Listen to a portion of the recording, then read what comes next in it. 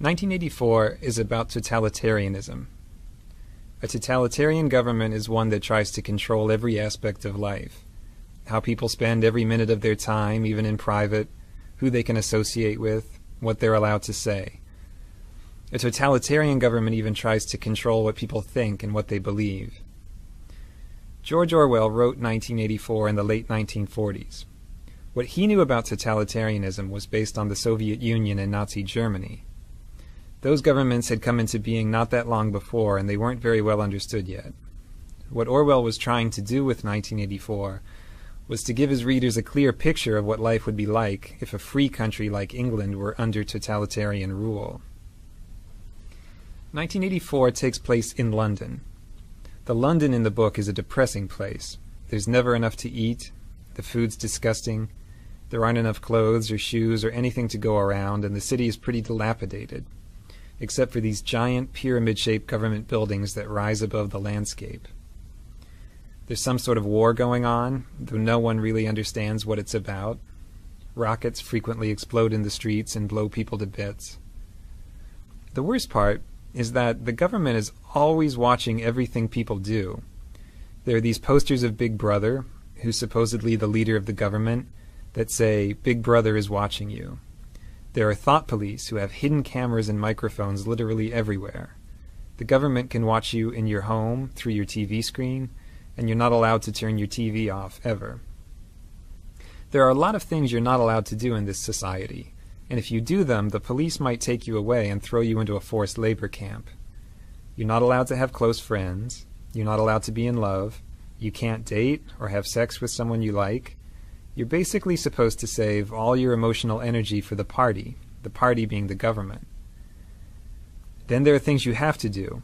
You have to watch the government programming on TV, most of its news, some of its exercises. You have to attend pep rallies, including this one called the 2 Minutes Hate. So it's hard to even have time to think your own thoughts, because they're constantly filling your head with propaganda. The main character of 1984 is Winston Smith. He's 39, he has a job in the government, and he lives this horrible, dreary existence without any friends or anyone in his life. At the beginning of the book, he starts writing a diary to talk about how much he hates life in his society, even though writing a diary is one of those things you'd be killed for doing if you were caught. The diary is his place for thinking about his society. It's a place where he tries to imagine if life could possibly be different from the way it is.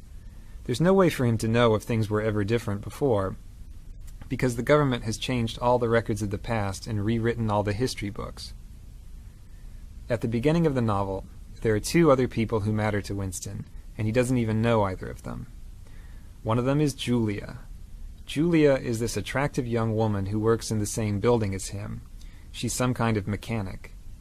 Winston basically hates her. He hates her because she's pretty and he can't have her, but he also thinks she's the sort of person who would turn him into the thought police. So he's afraid of her, but also sort of fascinated. The other person he's interested in is this portly guy named O'Brien, who's a member of the inner party. That means he's a boss, much higher up than Winston. Winston should be afraid of this guy, but he gets the sense that O'Brien is intelligent, so he has this yearning to be friends with him. He thinks O'Brien would understand how he feels about life.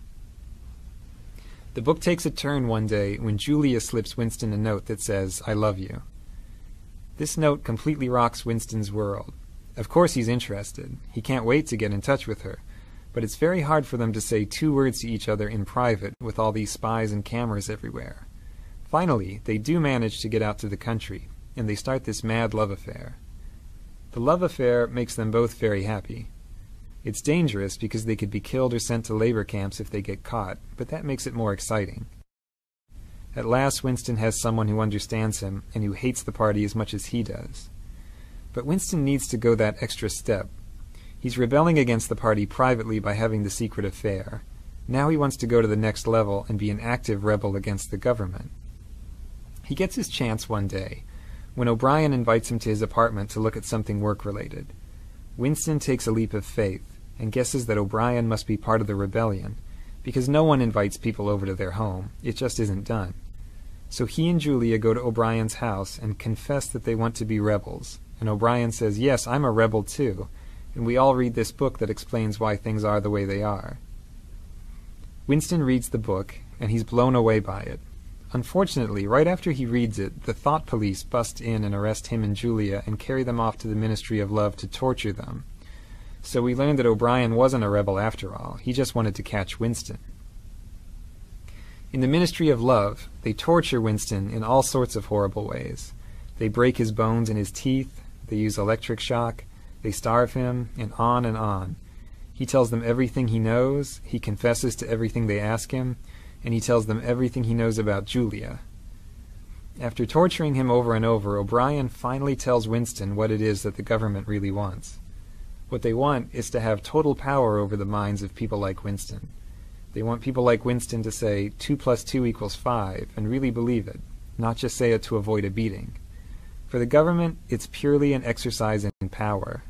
They're not trying to control his mind for some other purpose. They just want to exercise total power over people's minds.